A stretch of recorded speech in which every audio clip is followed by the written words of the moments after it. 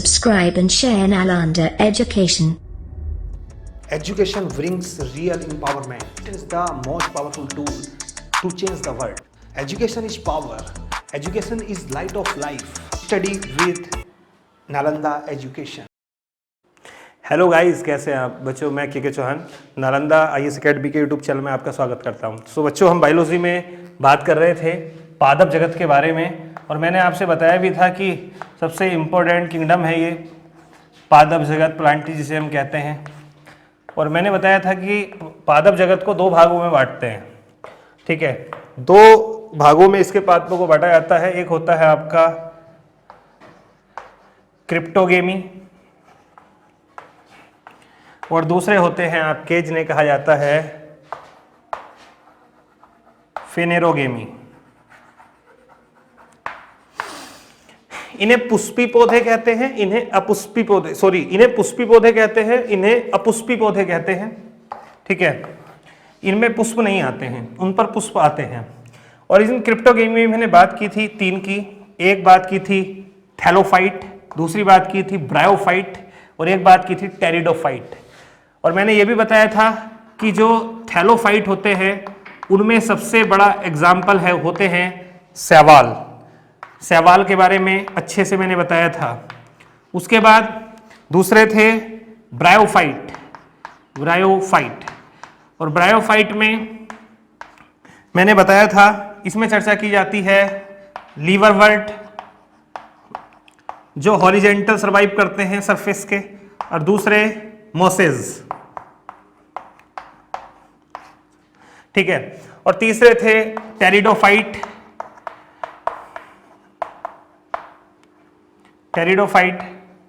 और ध्यान रखिएगा, इसमें मैंने बात की थी जो फर्न वगैरह है वो सब इसी में आती है, ठीक है। शैवाल जो है वो आपके वाटर में होते हैं। ब्रायोफाइट जो है ये स्थल पे तो होते हैं, लेकिन इनको फिर भी नैरो वाटर की आवश्यकता होती है सर्वाइव करने के लिए। फर्टिलाइजेशन के लिए प्रॉपर वाटर की नीड होती है इनको। टेरिडोफाइट को एक फिल्म वाटर लेयर की ज़रूरत होती है, बहुत पतला मतलब फिल्म सी, बिल्कुल पानी की, बहुत कम पानी की ज़रूरत होती है, ठीक है। ये मैं बात कर चुका था। और ब्रायोफाइट को मैंने बताया था, इन्हें एम्फीबियंस ऑफ प्लांटी किंगडम भी कहा जाता है, अर्थात पादप जगत के उभयचर कहते हैं इनको। टेरिडोफाइट में कुछ देखिए, इनको जो है वो पादप जगत का स्नैक भी कहा जाता है। ये भी चीज़ ध्यान रखिएगा, इन्हें पादप जगत का स्नैक भी कहते हैं। एक्चुअली कुछ ऐसे टेरिडोफाइट है, ऐसे पौधे हैं जिनको खाया जाता है, काफ़ी क्षेत्रों में खाया जाता है। तो उसमें एक आपका वो स्नैक की तरह दिखाई देता है, देखने में बिल्कुल सांप की तरह होता है, तो इसलिए टेरिडोफाइट को स्नैक ऑफ प्लांटी किंगडम भी कहा जाता है, ये ध्यान रखिएगा। अब हमें बात करनी है बच्चों फेनेरोगेमी की, तो इसको मैं साफ कर दे रहा हूं। अब क्रिप्टोगेमी का नाम हमारे सामने नहीं आएगा, अब हमें बात करनी है फेनेरोगेमी की। तो देखिए बच्चों, ये जो फेनेरोगेमी है, फेनेरोगेमी में भी टू टाइप होते हैं। एक होता है जिसे कहा जाता है जिम्नोस्पर्म,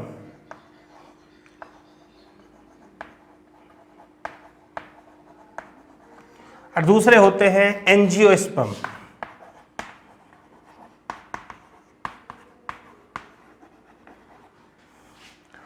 अगर मैं हिंदी में बताऊं तो जिम्नोस्पर्म का मतलब होता है अनावर्तवीजी,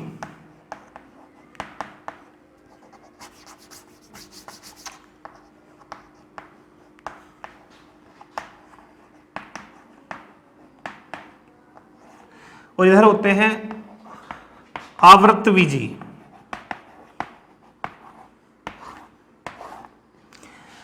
देखिए, ये जो जिम्नोस्पर्म है, एक्चुअली यहां जो जिम्नो का मतलब ही है, जिम्नो का मतलब है नग्न से, नग्न यानी विदाउट क्लोथ, या मैं कहूं एक तरीके से विदाउट आवरण। मतलब कि ये ऐसे पौधे होते हैं जिनके बीजों के ऊपर कोई भी आवरण नहीं होता है। एक्चुअली स्पर्म का मतलब ही यहां पर है बीज से, बीज। तो मैं कह सकता हूं इसका मतलब है नग्न बीज, नग्न बीज। तो जिम्नोस्पर्म का मतलब होता है नग्न बीज। तो इस प्रकार के पौधे कि जो उन पर बीज आता है वो बीज नग्न होता है, उसके ऊपर कोई भी आवरण नहीं होता, कोई लेयर नहीं होती, किसी भी प्रकार की स्टार्च या किसी प्रकार की कोई लेयर नहीं होती है। तो इस प्रकार के जो पौधे होते हैं वो होते हैं जिम्नोस्पर्म। दूसरे होते हैं जिन्हें एंजियोस्पर्म कहा जाता है। एक्चुअली ये वो होते हैं जिनके ऊपर कोई लेयर होती है। जैसे मैंने बताया, आपने आम देखा होगा, मैं कहूं भाई आम का जो बीज होता है हम उसे डायरेक्ट जाकर के टच करेंगे, आप कहेंगे नहीं, पहले आम को तोड़ेंगे, फिर उसके ऊपर हमें लेयर उतारनी पड़ेगी। जो भी उसमें लेयर होती है, पहले बाहर वाला उसका छिलका उतारेंगे, फिर उसका जो गुदा वाला भाग है वो उसको हम पूरे को उतारेंगे, फिर उसके बाद हमें बीज मिलेगा। लेकिन मैं कहूं भाई चीड़ का आपने देखा होगा, चीड़ पे डायरेक्ट बीज आता है, रेडवुड पर बीज आता है, स्प्रूस बीज आता है, जूनिपर बीज आता है, इन सब पे डायरेक्ट बीज आता है, कोई आवरण नहीं होता। तो इस प्रकार के जितने भी पौधे हैं जिन पर नग्न बीज होते हैं, अर्थात उनके बीज पे कोई आवरण नहीं होता, वो कहलाते हैं जिम्नोस्पर्म। अब एक्चुअली अगर हम जिम्नोस्पर्म की बात करें तो देखिए, ये जिम्नोस्पर्म कोई पौधे नहीं है, ये तो बहुत बड़े बड़े वृक्ष हैं, कोई सूक्ष्म पौधे नहीं हैं, ये तो बहुत बड़े हैं। हालांकि इसमें भी कुछ एक आध एग्जाम्पल है जो छोटा है, जैसे आपका ज़ेमिया पिग्मिया हुआ, ये थोड़ा छोटा होता है, लेकिन बाकी तो बहुत बड़े होते हैं। ध्यान रखिएगा, जिम्नोस्पर्म सबसे बड़े होते हैं। मैं कह सकता हूं पादप जगत में सबसे बड़े जो होते हैं वो ये जिम्नोस्पर्म होते हैं। देखिए, इस पूरे विश्व में जितने भी वन वगैरह हैं, ये सब हैं, जितने भी वन वगैरह, अगर टोटल वनों की बात की जाए तो 1/3 वाले भाग में कौन फैले हुए हैं? ये जिम्नोस्पर्म ही फैले हुए हैं। आपका चाहे यूरोप हो, चाहे एशिया हो, या चाहे नॉर्थ अमेरिका हो, इनके जितने भी ठंडे क्षेत्र हैं, उन ज्यादातर ठंडे क्षेत्रों में जो पाए जाते हैं वो ये जिम्नोस्पर्म पाए जाते हैं। एक्चुअली केवल ये ठंडे में नहीं, ये आपका कुछ ऐसे हैं 1-2 प्रजातियां जो ड्राई क्षेत्र में भी मिलती हैं, मरुस्थलीय क्षेत्र में भी मिलती हैं, जैसे एफेंड्रा, मैं भी चर्चा करूंगा इसके बारे में। फिलहाल मैंने क्या कहा कि हमारी पृथ्वी पर बहुत हद तक फैले हुए हैं, लगभग 1/3 एरिया पर जो है, जो फॉरेस्ट एरिया है उसके 1/3 एरिया पर यही फैले हुए हैं जिम्नोस्पर्म। ठीक है, बहुत बड़े होते हैं, कुछ की लंबाई तो 100 मीटर तक होती है, 100 मीटर बोले तो 300 फीट तक, बहुत ज्यादा ऊंचे होते हैं। अगर हम इनके एग्जाम्पल के बारे में बात करें तो इनके बहुत सारे एग्जाम्पल हैं। जैसे चीड़ का नाम आपने शायद सुना होगा, चीड़ या जिसे पाइन कहा जाता है, पाइन्स। ऐसे ही रेडवुड का नाम आपने सुना होगा, ऐसे ही स्प्रूस का नाम सुना होगा। एक्चुअली ये सब उस तरीके की प्रजातियां हैं जो हमें पहाड़ों पर देखने के लिए मिलती है, क्योंकि मैंने बताया कि ये ज्यादातर ठंडे क्षेत्रों में देखने के लिए हमें मिलते हैं। सोचिए, ये वो है जो अब से बहुत पहले आए थे इस पृथ्वी पर। सबसे पहले कौन आए? थैलोफाइट। उसके बाद कौन आए? ब्रायोफाइट। उनके बाद कौन आए? टेरिडोफाइट। उनके बाद कौन आए? जिम्नोस्पर्म। उनके बाद कौन आए? एंजियोस्पर्म। तो ध्यान रखिएगा, जो ये जिम्नोस्पर्म है ये एंजियोस्पर्म से पहले आए। लगभग माना जाता है कि ये तो 20 करोड़ साल पहले इस पृथ्वी पर आ चुके थे। टेरिडोफाइट के बाद आए, लेकिन फिर भी आज से बहुत साल पहले आ चुके थे, और अब भी ये जो है वो सरवाइव कर रहे हैं। ना जाने कितनी हजारों प्रजातियां तो इनकी लुप्त हो गई हैं। एक्चुअली ये जो जिम्नोस्पर्म है, इन्हें 3 भागों में बांटा जाता है। इनको 3 भागों में बांटा जाता है, 3 भागों में। ठीक है, नंबर 1, सबसे पहला 3 भाग है। एक होता है जिसे कहा जाता है कोनीफेरोप्सिडा। कोनीफेरोप्सिडा। एक होता है जीनोटोप्सिडा,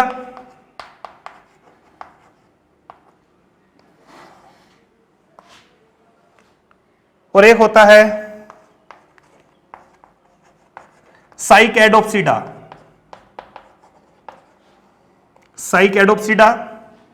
न्यूटोप्सिडा और कोनीफेरोप्सिडा।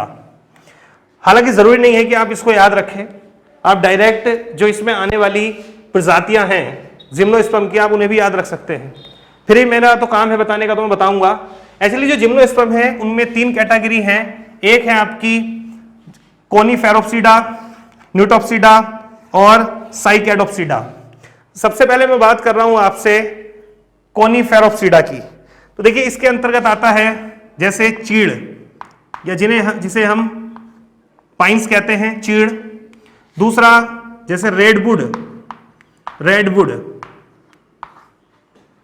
ठीक है, चीड़ हो गया, रेडवुड हो गया।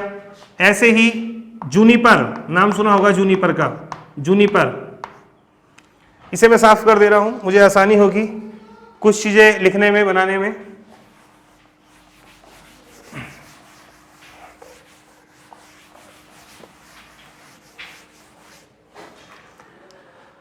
चीड़ हो गया, रेडवुड हो गया, जूनिपर हो गया, स्प्रूस हो गया। ये सब वो प्रजातियां हैं जो हमें देखने के लिए मिलती हैं, कहां पर, हिमालय क्षेत्र में भी, और ये ध्यान रखिएगा पहाड़ी क्षेत्र में देखने के लिए मिलती हैं। ये आती हैं कोनीफेरोप्सिडा। एक्चुअली कोनी जो फेरोप्सिडा है उसमें वो आती हैं जो थोड़ी सी नुकीली होती है, जैसे चीड़ के आपने देखी, चीड़ की पत्तियां देखी होंगी, शंकु प्रकार की होती है। मतलब कोनीफेरोप्सिडा में शंकु प्रकार के वृक्ष आते हैं, लेकिन वो शंकु प्रकार के वृक्ष जो जिम्नोस्पर्म हैं, अर्थात जिनके जो बीज हैं वो आपके अनावृत बीजी हैं, नग्न होते हैं। ऐसे ही न्यूटोप्सिडा की अगर बात करें तो न्यूटोप्सिडा में सबसे प्रमुख जो है वो है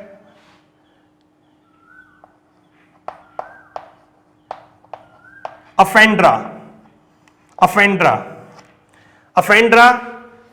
ये आपका मरुस्थलीय क्षेत्र में पाया जाता है। राजस्थान में आप जानते होंगे थार का मरुस्थल है, वहां पर ये अफेंड्रा देखने के लिए मिलता है। अभी इनकी सबकी विशेष बातों पर हम चर्चा करेंगे। और ऐसे ही है फिर आपका साइकैडोप्सिडा, इसमें प्रमुख रूप से बात की जाती है साइकस की, ये भी वृक्ष है साइकस। अब यहां से कुछ एग्जाम में प्रश्न पूछे जाते हैं, तो मैं इनके बारे में आपसे कुछ चीजें बता देता हूं, जो मेन फैक्ट हैं वो ध्यान रखिएगा। सबसे पहले बात करते हैं हम चीड़ के बारे में। चीड़ के बारे में एक एक करके मैं बात करूंगा, आप इन चीजों को नोट करते हुए चलिएगा। एक्चुअली देखिए मैं आपसे बता दूं, जो चीड़ है, चीड़ एक प्रकार का जिम्नोस्पर्म है। और सबसे बड़ी बात एक जो है कि आपने चीड़ का वृक्ष देखा होगा भाई, जो लोग यहाँ के हैं उत्तर प्रदेश में, उत्तर प्रदेश वेस्ट के हैं, तो वो नैनीताल वगैरह गए होंगे घूमने के लिए, तो वहाँ पर वो जब नैनीताल वगैरह में गए होंगे तो उन्होंने वहाँ पे चीड़ के वृक्ष वगैरह देखे होंगे, ठीक है। तो उन्होंने देखा होगा कि जो ये चीड़ के वृक्ष होते हैं, तो चीड़ के वृक्ष से वो इस प्रकार की एक संरचना नीचे की ओर गिर जाती है पेड़ों से, और उसे हम जो है वो कुछ लोग लेकर के भी आते हैं उठा करके वहाँ से, और डेकोरेशन करते हैं घर वगैरह की। वो इस प्रकार से होती है चीड़ के पेड़ पे लगी हुई, ये ऐसे इस प्रकार का आपने देखा होगा, एक फूल सा होता है, उसमें ये इस प्रकार की संरचना निकली हुई होती है। तो एक्चुअली ये डायरेक्ट बीज है जिसपे कोई आवरण नहीं है, इसलिए तो चीड़ को जिम्नोस्पर्म कहा जाता है। तो एक्चुअली जो पेड़ होता है, चीड़ के पेड़ के जड़ में ध्यान रखिएगा काफी बार कवक सहजीवी हो जाते हैं, कवक सहजीवी हो जाते हैं। और मैंने कवक वाले चैप्टर में आपसे बताया था कि जो कवक सहजीवी हो जाते हैं उन कवक को कहा जाता है माइकोराइजा, उनको कहा जाता है माइकोराइजा। देखिए जो साइंस बैकग्राउंड के होंगे उन्हें तो चीजें बड़ी आसानी से समझ में आ रही होंगी। एक्चुअली जो जिम्नोस्पर्म हैं, काफी बार इनके साथ कुछ शैवाल और कुछ कवक सहजीवी हो जाते हैं। शैवाल तो ज्यादातर सहजीवी होते हैं साइकस के साथ, जैसे एनावीना नास्टक, ये शैवाल हैं, नीरहरित शैवाल कहते हैं, हालांकि ये बैक्टीरिया जगत में आते हैं, मुनिरा जगत में आते हैं, इसके साथ होते हैं शैवाल सहजीवी। लेकिन काफी बार इस पाइन ट्री के नीचे जड़ में ये कवक माइकोराइजा जो है वो क्या कर जाता है, आपका सहजीवी हो जाता है। और इस कवक की अगर मैं बात करूं, सबसे ज्यादा जो सहजीवी होने वाला कवक है उसका नाम होता है आपका ग्लोमस। ग्लोमस ये सबसे ज्यादा एक सहजीवी होने वाला कवक है। तो ध्यान रखिएगा कि जो पाइन ट्री होती है उसकी जड़ में, उसकी रूट में ये कवक सहजीवी हो जाता है। और सहजीवी जब कोई कवक होता है तो उसे कहते हैं माइकोराइजा कहा जाता है। और मैंने कहा कि सबसे ज्यादा जो सहजीवी होने वाला कवक है उसे ग्लोमस कहा जाता है। एक चीज और ध्यान रखना, चूंकि जो चीड़ होता है अब नग्न बीजी है, अर्थात जो बीज है उसके ऊपर कोई आवरण नहीं है, ऐसे में जो फर्टिलाइजेशन होगा तो वो होगा किसके द्वारा भाई, होगा तो वो पराग कण के द्वारा ही, जो पोलन ग्रेन्स होते हैं। तो पोलन ग्रेन्स जब एक स्थान से दूसरे स्थान पर जाएंगे, मैं ये कहूं डायरेक्ट जब ओवरी पर पहुंचेंगे उसके बावजूद ही फर्टिलाइजेशन होगा। तो जब आंधी या तूफान चलते हैं तो ऐसे में जो चीड़ के पेड़ होते हैं, तो चीड़ के पेड़ों से जो पोलन ग्रेन्स होते हैं, पराग कण होते हैं, वो काफी बादलों में उड़ते हैं। और जब ये बादलों में उड़ते हैं तो पूरा बादल जो है वो आपके पीले पीले हो जाते हैं। और इसी के कारण से इसे सल्फर शॉवर भी कहा जाता है, सल्फर शॉवर्स भी कहा जाता है। ऐसे लगता है जैसे सल्फर की बारिश हो रही हो। रियल में वो पीला बादल का मेन रीजन जो है वो क्या होता है आपका, वो आसमान में फैले हुए पोलन ग्रेन्स हैं जो किसके हैं, चीड़ के हैं, ये ध्यान रखिएगा। अगली बात हम करते हैं रेडवुड के बारे में। रेडवुड, अगर कोई चीज आपको समझ में नहीं आ रही है तो जरूर पूछिएगा, ठीक है, कमेंट में। एक इंपॉर्टेंट है वो है आपका रेडवुड। देखिए अगर रेडवुड की बात की जाए तो मैं बता दूं कि जितने भी पादप जगत में जिम्नोस्पर्म में आने वाले वृक्ष हैं उनमें सबसे लंबे वृक्ष जो होते हैं वो होते हैं रेडवुड। आप यकीन मान के चलिएगा कि इनकी तो इतनी ज्यादा हाइट हो जाती है कि जमीन से लेकर के 50-60 फीट तक कोई टहनी वगैरह भी इनमें से नहीं निकलती। मतलब काफी जगह क्षेत्रों में तो ऐसा तक भी है कि वहां पर इन पेड़ों के बीच से ही रास्ता बना दिया। एक्चुअली बहुत मोटे होते हैं, बहुत चौड़े होते हैं, बहुत लंबे होते हैं, इनके बीच से ही रास्ते को निकाल देते हैं। और इसी में रेडवुड में ही एक सबसे इंपॉर्टेंट है जिसका नाम है सिकोया।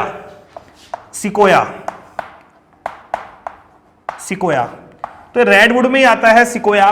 ये ध्यान रखिएगा, सिकोया जो वृक्ष है वो सबसे लंबा वृक्ष है। पूरे पादप जगत का सबसे लंबा वृक्ष जो है वो सिकोया वृक्ष है। आप सोचिए, हम बात करते हैं एंजियोस्पर्म में, भाई यूकेलिप्टस हुआ, ये उनको भी पीछे छोड़ जाते हैं। सिकोया वृक्ष जो है वो लगभग मान के चलिए 150 मीटर तक हो जाता है।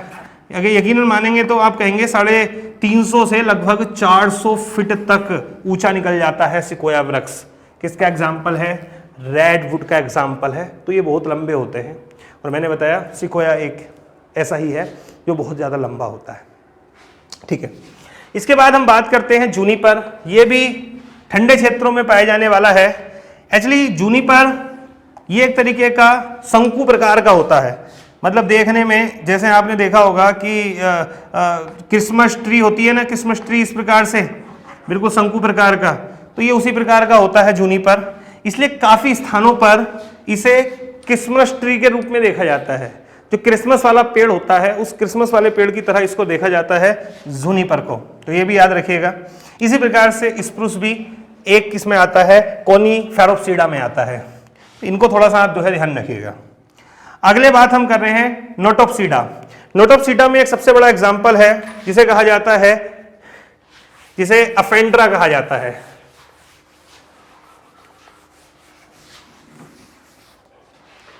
जिसे अफेंड्रा कहते हैं। एक्चुअली नोटोप्सिडा अफेंड्रा ये मरुस्थल में देखने के लिए मिलता है, मरुस्थल क्षेत्र में, ड्राई क्षेत्र में। एक्चुअली ध्यान रखिएगा, आप कहेंगे सर कि हमने जो पहले वाले पढ़े थे अर्थात क्रिप्टोगेमी, क्रिप्टोगेमी में जो मेन फर्टिलाइजेशन हो रहा था वो वाटर के प्रेजेंट में हो रहा था। यहाँ पे वाटर की जरूरत नहीं है, तो प्रॉपर स्थल पे है, जो कुछ होना है वो हवा के या पक्षियों के द्वारा ही होना है, ठीक है। तो जो नोटोप्सिडा है इसमें अफेंड्रा होते हैं और ये मरुस्थल में, और खासकर भारत में भी थार के मरुस्थल में देखने को मिलता है।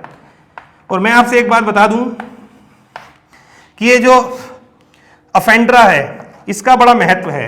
एक्चुअली इसका दवाई में भी महत्व होता है। कहते हैं कि इससे अस्थमा की दवाई बनाई जाती है, अस्थमा का इलाज किया जाता है। तो देखिए इनमें वो मेडिसिन क्वालिटीज भी प्रेजेंट होती हैं अनेक प्रकार के जिम्नोस्पर्म में, जिसमें अफेंड्रा प्रमुख है। और अफेंड्रा जो है वो आपका किसके अंतर्गत आता है? जिम्नोस्पर्म में, और जिम्नोस्पर्म में भी किसमें? नोटोप्सिडा में। इसी प्रकार से साइकैडोप्सिडा में एक प्रमुख रूप से है साइकस। अब यहां पर एक प्रमुख बात समझिएगा। एक्चुअली ये जो साइकस है ये बहुत पुराने हैं, बहुत ज्यादा पुराने। कहते हैं कि जिस समय वो डायनासोर वगैरह ये सब हुआ करते थे उस समय ही ये वृक्ष हुआ करते थे। यही कारण है कि इन्हें जीवित जीवाश्म भी कहते हैं, जीवित जीवाश्म। जीवित अभी भी हैं और जीवाश्म इनके साथ के जो थे वो सब खत्म हो चुके हैं। मतलब बहुत पुराने समय के हैं ये, लेकिन आज तक ये सरवाइव कर रहे हैं जो साइकस हैं, तो इन्हें जीवित जीवाश्म कहा जाता है। ठीक है, ये ध्यान रखिएगा। और एक और बड़ी बात है कि जो साइकस होता है उसकी जड़ में, जो साइकस होता है, साइकस की जड़ में शैवाल सहजीवी हो जाते हैं, शैवाल। और इन शैवालों का नाम है जैसे एनावीना, नाष्टक। इसलिए एनावीना और नाष्टक ये दोनों जो हैं वो आपके नीलहरित शैवाल हैं। और शायद आप जानते होंगे नीलहरित शैवालों को साइनोबैक्टीरिया माना जाता है। पहले इन्हें शैवाल माना जाता था, लेकिन प्रेजेंट टाइम में इन्हें साइनोबैक्टीरिया माना जाता है। तो मैं कह सकता हूं एनावीना एंड नाष्टक, जिन्हें हम नीलहरित शैवाल कहते हैं, ब्लू ग्रीन एल्गी कहते हैं, वो रियल में साइनोबैक्टीरिया हैं। साइनोबैक्टीरिया की एक क्वालिटी है इनकी, एनावीना और नाष्टक की, कि ये सोयल में नाइट्रोजन खींच लेते हैं वायुमंडल से, एब्जॉर्ब करते हैं नाइट्रोजन को। तो जहां पर साइकस वृक्ष होता है, वहां साइकस वृक्ष के आसपास की जो मृदा होती है उसमें नाइट्रोजन बहुत ज्यादा हो जाती है, क्योंकि एनावीना और नाष्टक जैसे जो साइनोबैक्टीरिया हैं वो इस साइकस की जड़ में होते हैं। और मैं आपसे एक बात और बता दूं कि ऐसा नहीं है साइकस छोटा पौधा होता है, नहीं। साइकस जो है, साइकस की भी हाइट काफी बड़ी होती है, साइकस भी बहुत ऊंचे ऊंचे होते हैं। एक चीज जरूर ध्यान रखना जो मैंने बताई कि सबसे ऊंचा जो वृक्ष होता है जिम्नोस्पर्म में, वो रेडवुड प्रजाति से होते हैं, और उसका नाम मैं आपसे बता चुका हूं, सिकोया। अब हमें जो आगे बात करनी है, आगे इसमें एक चीज और ध्यान रखिएगा, एक सबसे छोटा भी होता है, इसका नाम है जैम्बिया पिग्मिया। एक्चुअली ये जैम्बिया पिग्मिया ये साइकस प्रजाति का ही है, और ये आता है आपका साइकेडोप्सिडा में, साइकेडोप्सिडा में ही जैम्बिया पिग्मिया आता है। इसकी हाइट ज्यादा नहीं होती है, इसलिए वो छोटा आता है। तो सबसे मैं कह सकता हूं जिम्नोस्पर्म में जो सबसे छोटा प्लांट है वो है आपका जैम्बिया पिग्मिया। ठीक है, और सबसे बड़ा जो है, लॉन्गेस्ट जो ट्री है पूरे के पूरे जिम्नोस्पर्म में, वो आता है आपका, जिसका नाम है सिकोया। तो ये ध्यान रखिएगा। तो जहां तक मुझे उम्मीद है कि जिम्नोस्पर्म के बारे में तो ये चीजें इतनी आपको समझ में आ चुकी होंगी कि भाई जिम्नोस्पर्म होते क्या हैं, ये चीजें। अब नेक्स्ट वीडियो में बच्चों मुझे बात करनी है एंजियोस्पर्म के बारे में। और मैं आपसे बता दूं कि एंजियोस्पर्म जब मैं शुरू करूंगा, अच्छा एंजियोस्पर्म में आएंगे कौन, जितने भी हम ये देखते हैं, चाहे वो मैंगो ट्रीज या जितनी भी हैं, जिनमें पुष्प पाए जाते हैं, फल पाए जाते हैं, पहले फूल आता है, फिर फूल फल बनता है, वो पूरी प्रोसेस फर्टिलाइजेशन से लेकर के पूरा वो जो पूरी प्रोसेस है वो मैं वहाँ समझाऊंगा। फिर एक एक करके बात करेंगे, जड़ क्या होती है, स्टेम क्या होता है, लीव्स क्या होती है, और फिर जो प्लांट टिश्यूज़ हैं उनकी हम बात करेंगे, जो प्लांटों में पाए जाने वाले हार्मोन्स हैं उनकी बात हम करेंगे। वो पूरा मैं आगे पढ़ाऊंगा, और तब आगे धीरे धीरे हम बॉटनी को समझेंगे। तो जहाँ तक मुझे उम्मीद है कि आपको बॉटनी वाला पोर्शन समझ में आ रहा होगा। अगर आपको बॉटनी समझ में आ रही है तो मुझे ज़रूर बताते रहिएगा। ठीक है, धन्यवाद। वीडियो अच्छी लगी हो तो लाइक कमेंट सब्सक्राइब ज़रूर करिएगा। ठीक है, बाय।